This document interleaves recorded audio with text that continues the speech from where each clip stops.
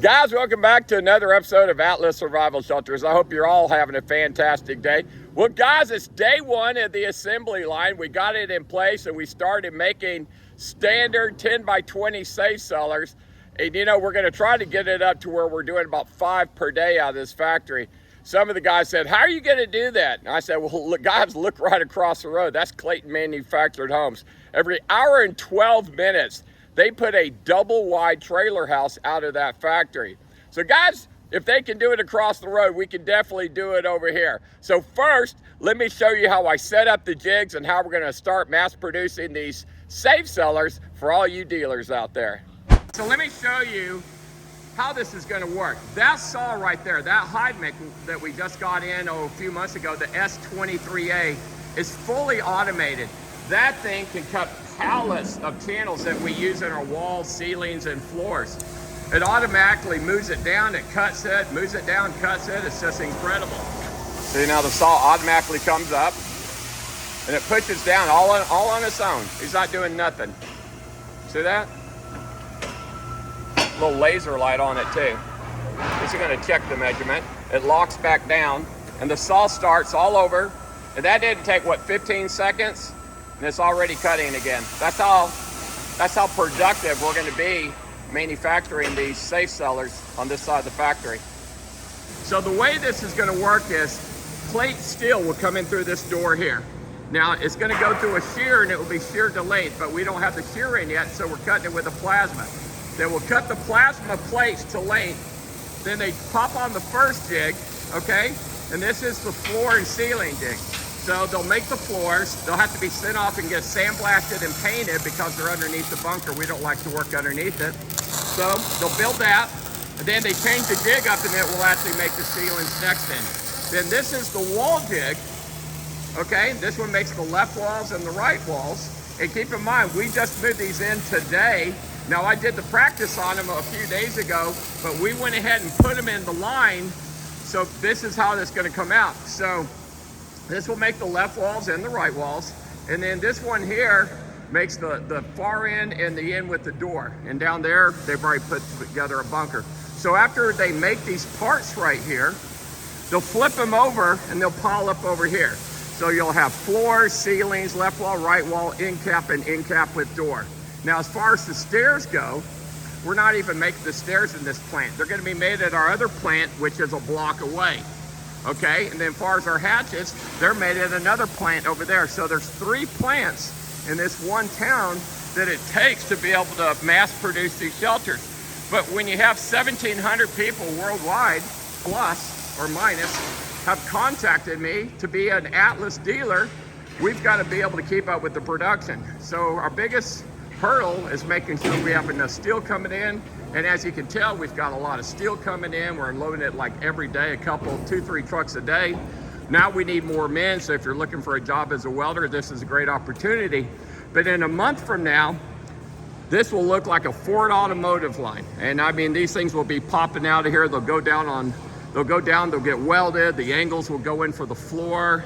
They're gonna get rolled over to the plant number 2. They'll get sandblasted and painted. They'll come back over here. Then we'll put in the flooring, put in the electrical, put in doors, lights, and everything. And then they'll get parked in the back and the dealers will order them up and they'll be able to have access to a standard shelter. But our delivery time is being cut down from like 6 to 12 months down to like 6 to 8 weeks. So there won't be many more delays on getting your shelter now. But this is gonna be the 10 by 20 safe cellar. Before we moved the jigs up over there and put them in the line, they were right here in this area where I'm at right now. Let me show you how they were working before we put them up over there and basically committed them to a mass assembly line. All right, so he's got the jig reloaded. These are the end walls. So we got a template that lays down. We can just throw it on there and cut out for the doorway.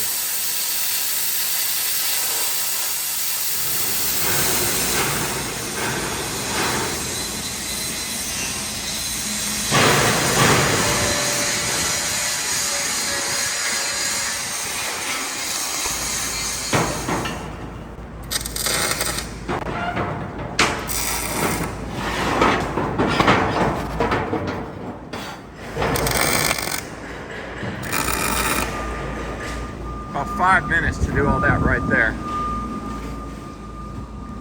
So having the jigs with the lines already popped, not needing to measure everything custom one by one, is cutting off 85% of the time now. So that's the end with the door, and this is the other end.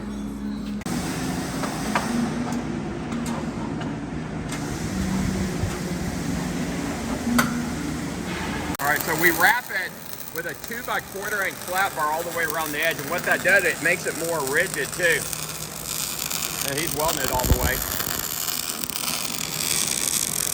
But you got to do that on your doors, all right? Don't just weld the angle iron on.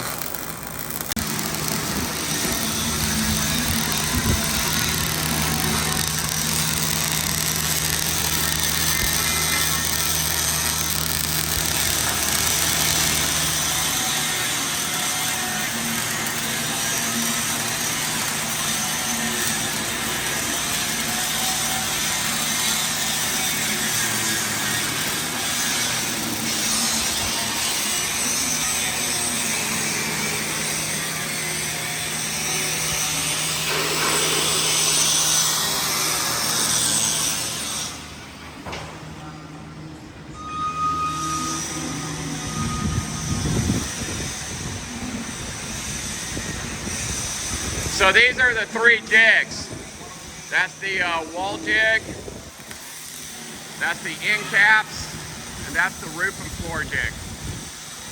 So now they're starting to make a wall over on this jig here.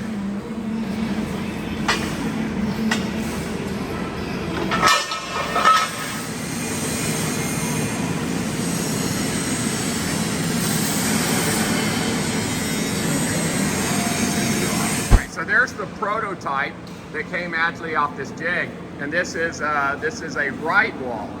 So the idea of making these walls on the jigs, 1, it saves a lot of time. 2, it makes sure that the bunker is the same and perfect every time. So to get a perfect jig, you want to make sure that the channels hit right on the middle of the I-beams, just like that. So they don't have to do it by hand and center it up every time. But this prototype, or the first one that came off the test jig, worked fine. So now we're going to move it to the assembly line. We're getting more steel in now. This is some of our structural. Comes in 40-foot or 50-foot lengths. But that's some of the 3-inch, 4-inch, 5-inch channel. Some of the 8-inch I-beam, the 4-inch I-beam. This is all the material sizes that we use to build these Atlas bunkers.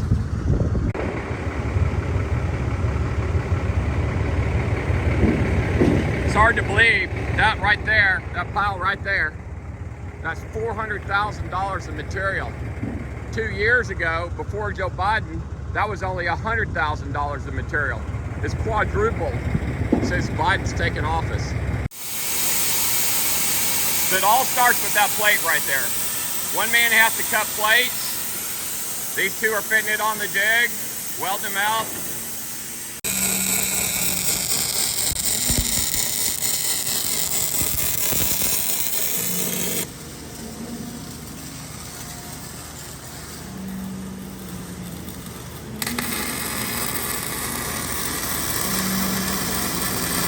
These guys are on the wall.